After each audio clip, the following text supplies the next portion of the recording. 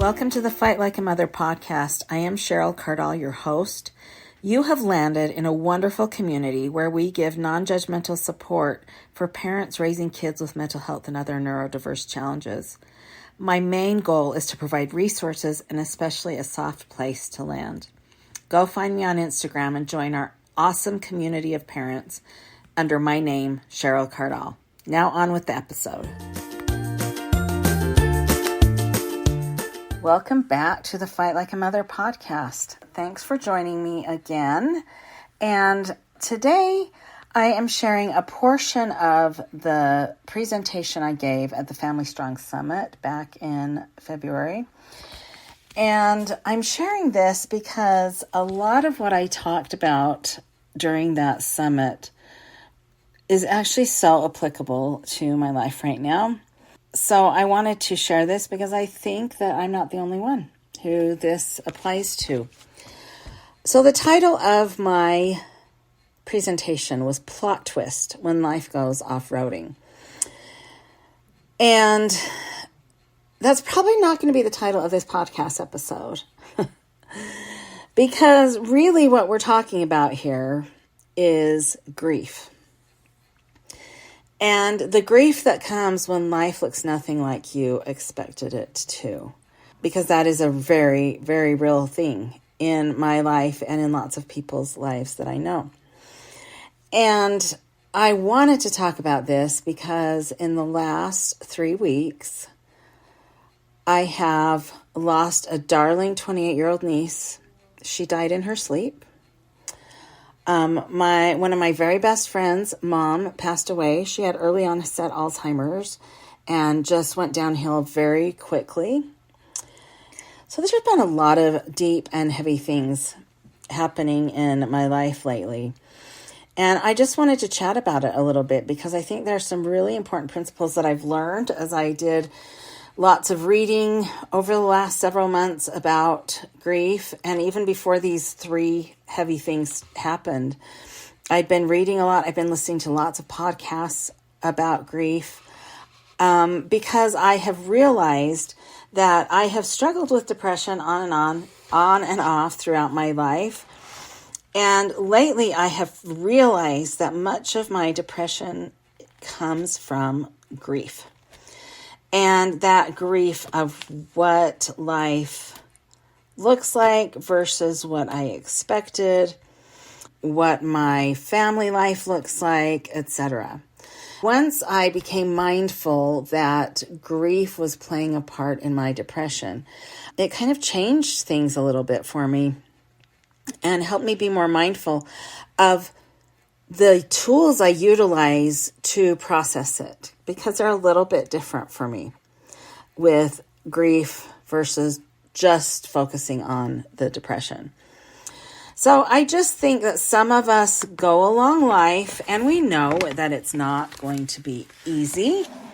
None of us are that naive. Maybe we were back in our teenage days or early 20s.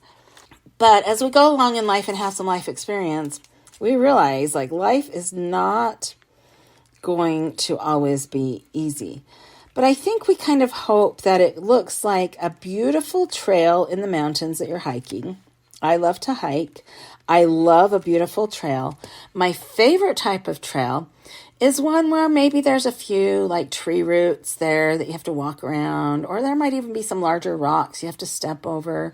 Maybe there's some mud, but the trail itself, surrounding areas are just beautiful. And it's not a super steep incline. Maybe there's some steepness, but then it levels out for a while. That's kind of how I hope life would look. When actually, for many of us, life looks like a mountain climber who's hanging off the edge with their fingertips. And there's a little rope kind of holding us there. But it feels like things could crumble. Like that little ledge on the rock could break off at any time and send us tumbling down.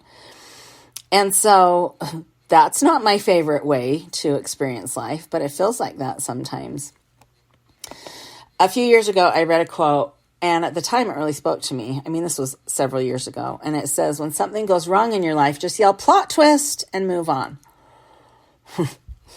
If only it were that easy. That's an oversimplification for sure. And I think that kind of pushes away the complicated emotions and circumstances that sometimes we have. Because for sure, sometimes life is way more than just a plot twist. I recently saw an image on social media that is a picture of a pan on a stove with frozen green beans in it. It has butter in it. It looks like they've been seasoned, but right in the middle of the green beans is a snake head. Not what you really expect when you pour green beans out of a package into a pan to cook them for dinner. And how many times is life like that? Like, we think we know what we're getting, and then we actually open up the package and pour it out, and there is like a snake head, something very unexpected happening. It's just not really anything that we expected. I think it's important to accept that and accept that life isn't going to look like we thought, and that we may experience some depression and some things from it. So my dad died almost 2.5 years ago, and that's been a really interesting journey. He was older. His health was declining. So absolutely there was grief there. But it's felt like a completely different type of grief than my niece dying. It's just really, really a different grief. I will tell you a grief I've had recently, and hopefully I won't get judged too harshly for this, because it is just my story and my reality.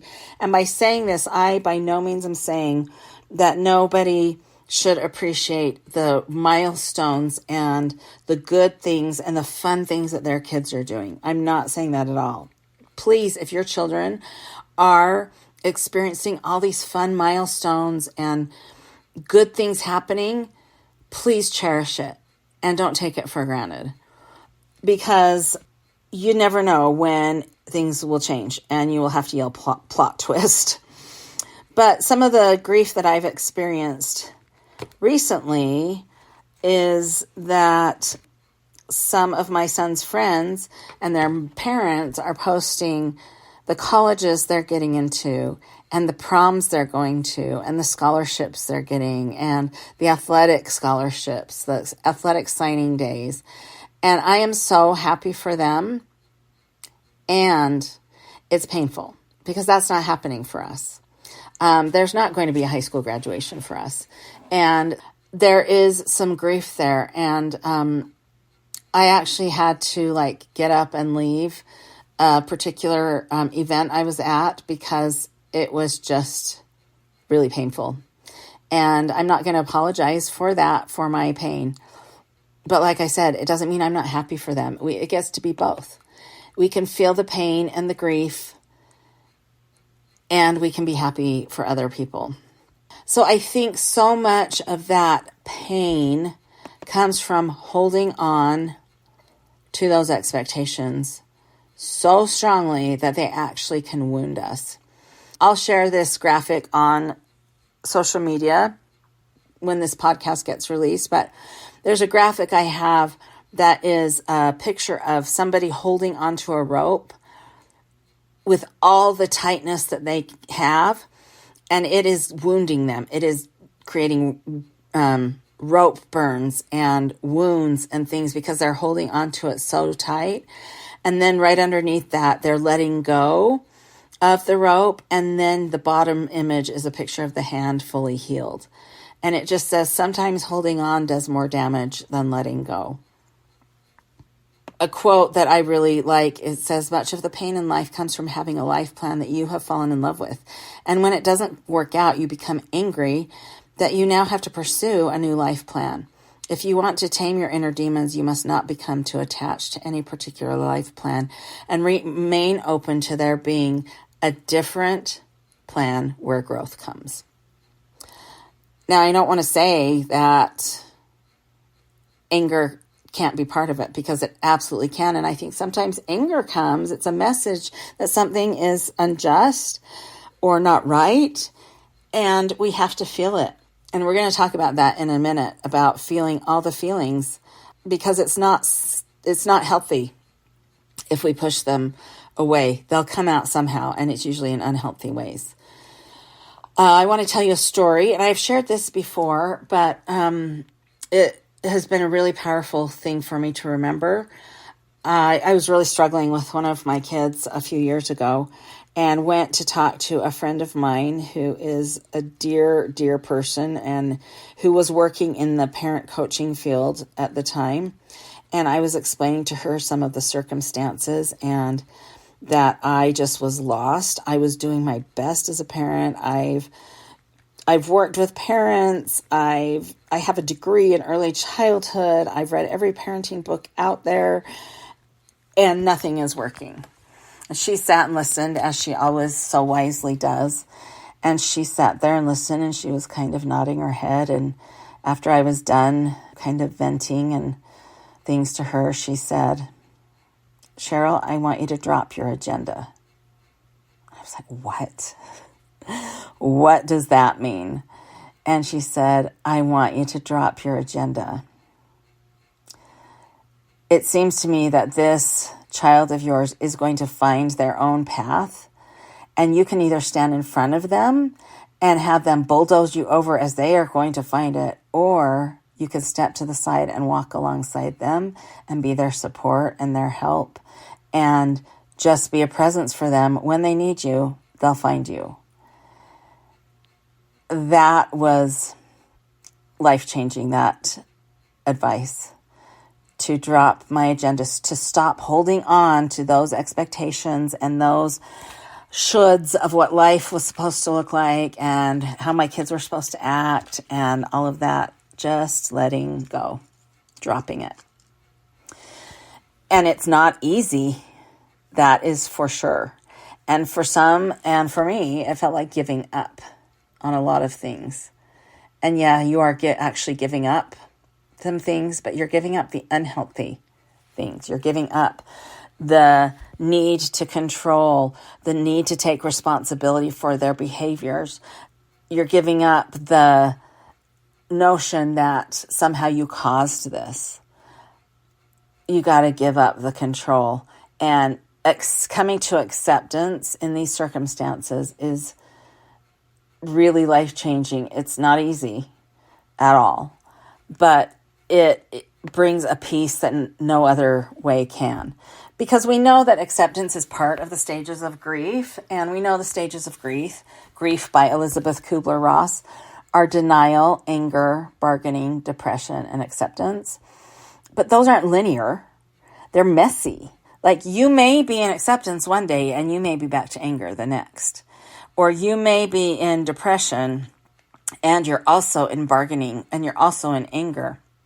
So these aren't like a linear stepping stone that we get to acceptance and then we're done grieving. No, that's not the case. Grief sticks around and probably becomes a companion of ours. And so how are we going to accept that and embrace that? We want to have a nice little wrapped up package, like, here's your grief. If you just do the steps, then it will go away, or it will get less, or all these things. And sometimes it does. And then sometimes it comes roaring back with a vengeance. Recently, I listened to the We Can Do Hard Things podcast, where they had Dan Levy on it. Dan Levy played Patrick in Schitt's Creek, and he has created a new show. I think it's on Netflix. It may be on Amazon Prime. I will link it in the show notes. But it's called Good Grief. And Dan made this show because we don't talk about grief enough and what it is and how to handle it. And one of the things he said, because they were asking, like, how do we resolve this? How do we, like, get through this? Because we want to get through this discomfort and this pain. And he says, it's actually not about resolution. It's about loving ourselves through it. if we can have that compassion for ourselves and love ourselves through this process, which actually might be a lifelong process, then instead of this boulder that smashes us, we learn how to move through the grief. We often get to endure grief by just pushing it away. We don't want to feel the uncomfortable feelings. But as soon as we can revision it, that it's not something to get over or get through or to fix as soon as possible, we can kind of shift our perspective on that it's something we have to feel. There's actually a quote I read recently that said, grief is actually the healing process we have to go through to get to peace and to get to acceptance. That is the process. That grief, the steps of grief, those processes of grief, that is the process. That is the healing process we go through. And we can reimagine our relationship with sorrow. So it's not just something to endure, but we can change it into this companionship, and it can help us. We should find the people who can support us in that grief, but it can make us into a better human being because it is a universal experience for every person on this earth, because death is a universal experience, and the loss of expectation of what life would look like is a universal experience as well. So all of us are walking with grief. And the way it helps us become a better person, it keeps us more sensitive. It gives us more warmth and compassion. It keeps us in a deep relationship with our soul. It's soul work. It forces us to get in touch with that soul that sometimes we just don't really want to go there because it's hard work to get in touch with our soul. But if we look at it as an experience that we can embrace and befriend rather than an unwelcome guest, because it's not going away, we get to choose what to do, welcome it or push it away. Dan Levy also says, sometimes you lose sight of what's going on around you because you just want to breathe the same way you did before. We want life to look like it should, how we hoped it would, how it looked before. I often look at old family pictures and pictures of my kids and cry because I miss those simpler days. And that's okay. We can feel all of the emotions. We don't want to push the emotions away. But I also think it's because I don't want to accept where we're at. That's not that great a place to be either. So it's this whole lifelong process. Anderson Cooper has a podcast specifically on grief. You can go look it up. It's not political at all. So if you disagree with Anderson's politics, you don't have to worry about that. It is called All There Is. And he has 2 seasons. And it is a powerful podcast. He brings people on who've written books about grief, who've experienced deep grief. He actually has one of his episodes is when people left messages on his voicemail about their grief journey and what they were sad about. And that is really one of the most powerful ones. It gives you so much empathy for people. And he says on there, when you bury your grief to mute your sadness, you mute also your ability to feel joy. You can't have one without the other, and I see that now. So we really can't have deep joy if we're muting the sadness and the grief. One of the guests that he had on is Francis Weller, who's written a book about grief. It's one of my favorite episodes, and I think his book is called On the Edge of Grief. Anyway, I will link that too. But he says, I am not saying that we need to live a life preoccupied with sorrow.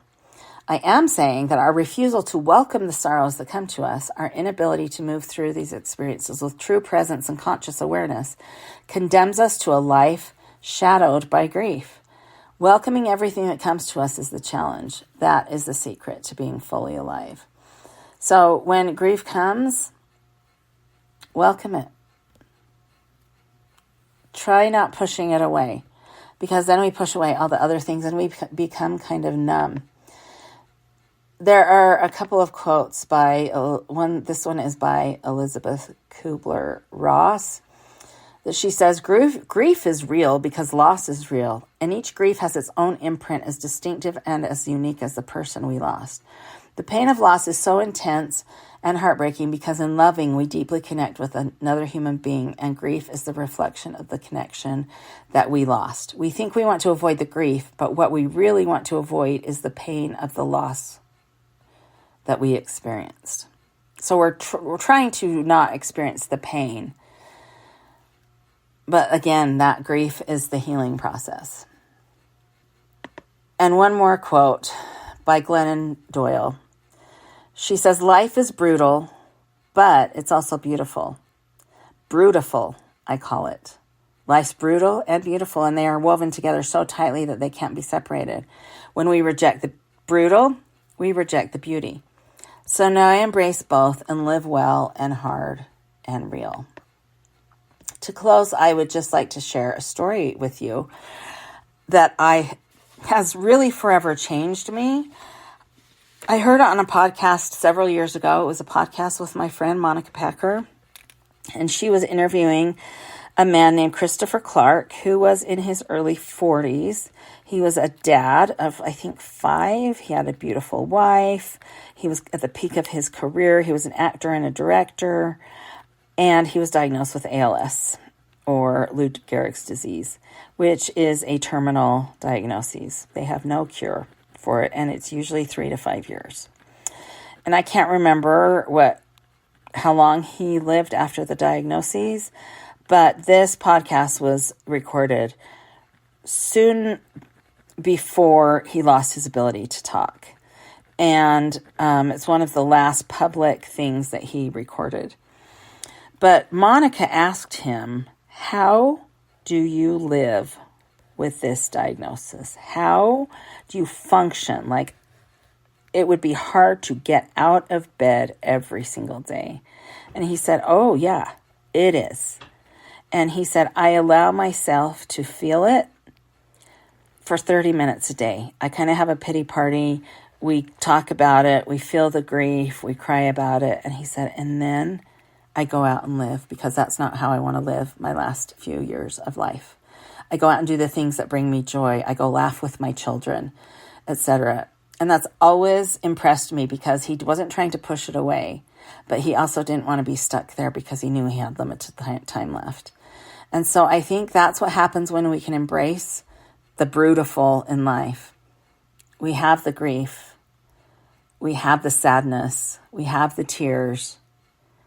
And we also can embrace the joy and the beauty that comes with it. My niece, cute Sarah, her funeral was absolutely brutal. It was heartbreaking, and it was beautiful to hear the people talk about the beautiful bright light that she was, and I believe still is, because it helped us remember that life can be both. It can be heart-wrenching to say goodbye to one so young and whose life was cut short. And it can be beautiful to focus on her beautiful life and the people that she touched.